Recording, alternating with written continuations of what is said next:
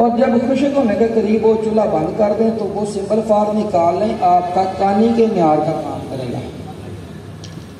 अब इस सिंपल फार को आगे हमने बनाना है।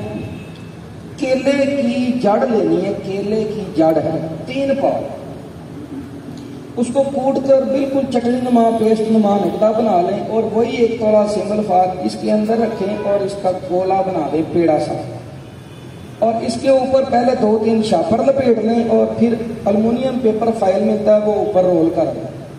थोड़ा धागा लपेट कर इसको 4-5 बार कुपड़वती करें, ऊपर से अच्छी गिलित मत करें, हर बार गिलित मत करके खुश्क करें फिर करें।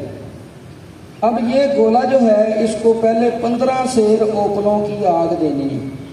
5 सेर ओपले नीचे डालें, 10 सेर ऊपर और 15 सेर की आग दें। ठंडा करके ये राख उठा के फेंक दें और इधर ही इसको दोबारा 10 सेर ओपलों की आग दे दें, इसी एक ही गीले हिकमत के ऊपर। अब राख उठा के तीसरी आग 5 सेर ओपलों की दे दें तो ये आपका सिंपल फार बावजन कैमुनार जारी और गवासी निकलेगा, जो कानी सिंपल फार के मुकाबले का काम करेगा। ठीक है जी। इसका चावल का चौथा हिस्सा खुराक है।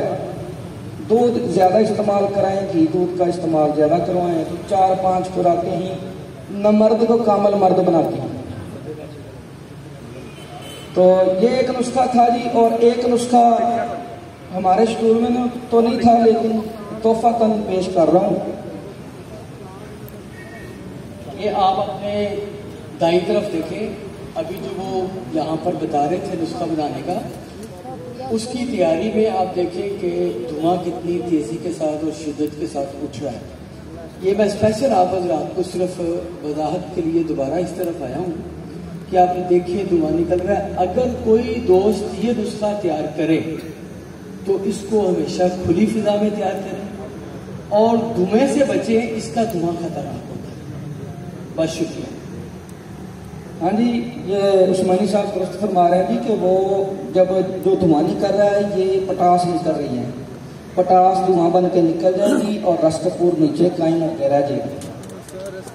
तो अच्छा जी, दूसरा नुस्खा है अकीक सुर्ख कुश्ता करना।